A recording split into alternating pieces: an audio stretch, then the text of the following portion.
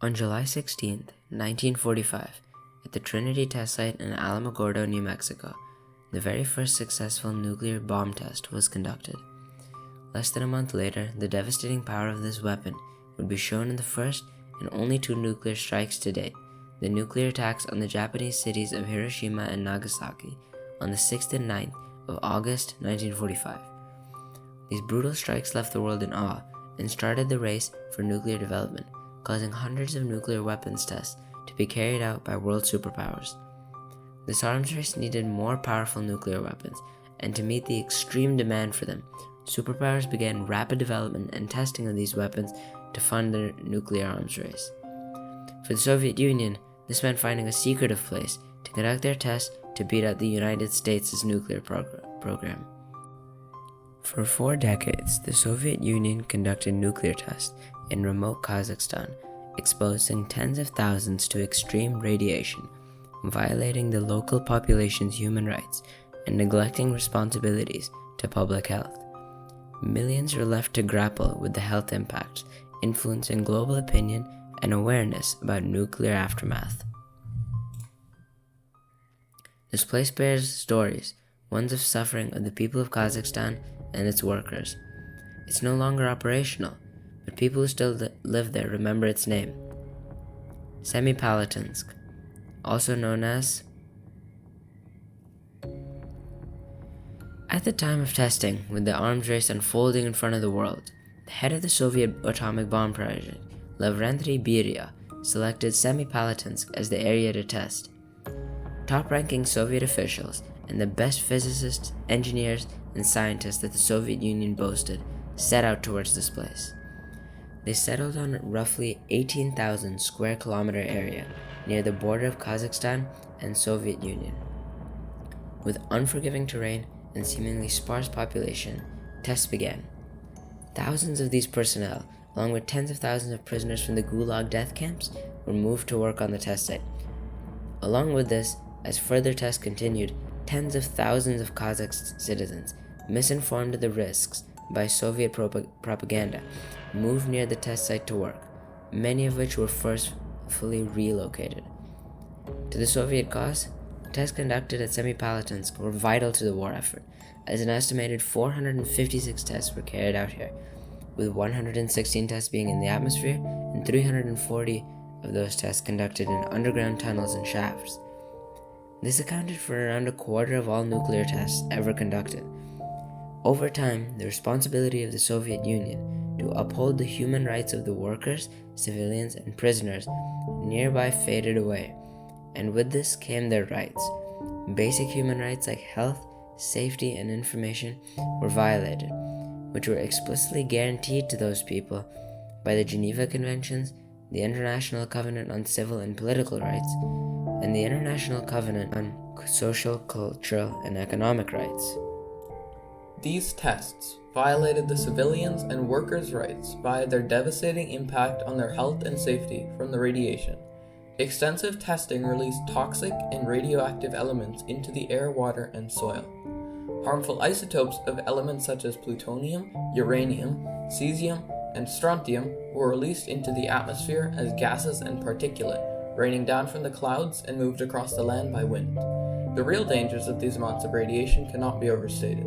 When radioactive material contaminates soil, crops grown on it become weak and die fast, becoming smaller and sometimes not bearing any fruits or vegetables.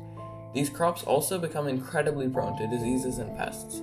Radiation exposure causes severe damage and mutations to the body, eventually causing various disastrous tumors and conditions. According to medical experts and the WHO, fallout causes widespread health issues, including various cancers, genetic mutations, cardiovascular diseases, and birth defects, all of which were present at the Semipalatinsk site. 1 out of every 20 people today suffer from these in the area and surrounding towns.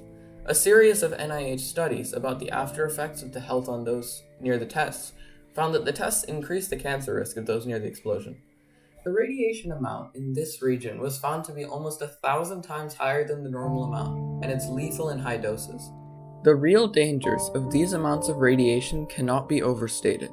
Radioactive material spreads into the soil as well, preventing these people from even getting any food which wouldn't harm them more.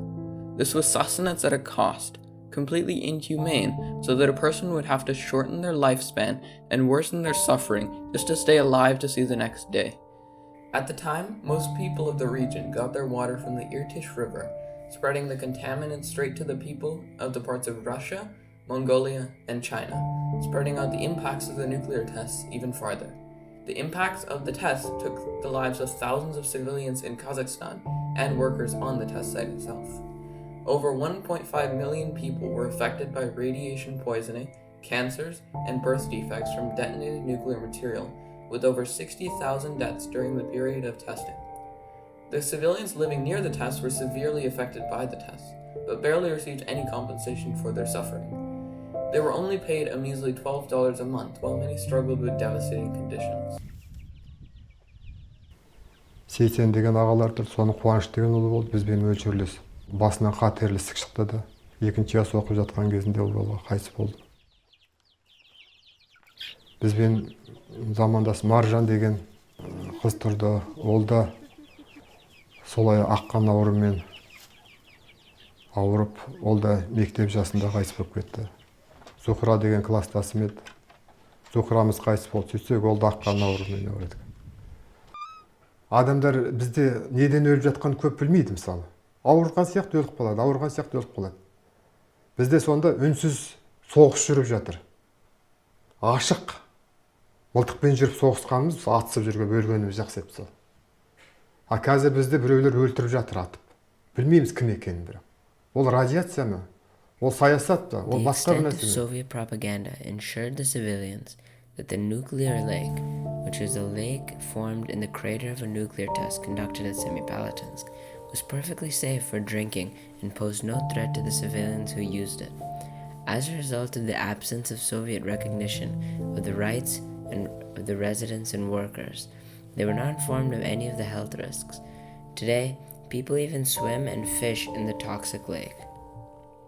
Brave resistance movements spoke out against the actions of the Soviet Union. In 1989, the prominent Kazakh activist Olzas Suleimanov founded the Nevada Semipalatinsk movement, uniting victims of the nuclear testing worldwide. One of the movement's most significant events was a mass rally held in the village of Karol in the Abay district, standing for the end of the nuclear tests. Later that year, the Semipalatinsk test site would be closed forever due to the collapsing Soviet Union, as well as public outcry from the efforts of the Nevada Semipalatinsk movement. This closure marked the end of nearly 4 decades of nuclear testing that had caused immense environmental damage and severe health consequences for local populations.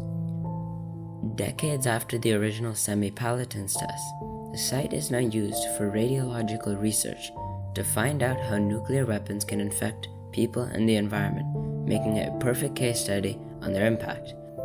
The research led to the development of much better methods and protocols for measuring the radiation exposure in populations and environments, which has helped improve the preventative measures in areas affected by radiation. The research done by the scientists working at Semipalatinsk will hopefully ensure that such disastrous nuclear tests are never conducted again. Reflecting on the tests at the Semipalatinsk test site, it is evident that it is a perfect case study on how nuclear testing detriments the people and environment nearby and leaves an unmistakable, grave mark on the area. Despite the milestones accomplished by various treaties, along with public outcry in favor of stopping testing at Semipalatinsk, it is close to being forgotten from the general public. However, it is far from erased for the people who live to tell the stories of the horrors of radiation exposure and the dangerous work at the test site. It serves as a reminder of not only the impacts of nuclear arms race, but also a testament to how resilient humans can be when faced against these devastating circumstances. Today, people must not forget of the real impacts of nuclear weapons, from the deserts of Kazakhstan to the populous cities of Hiroshima and Nagasaki, and from protecting human rights to remaining active in pursuit of a world free of the presence of these weapons of mass destruction.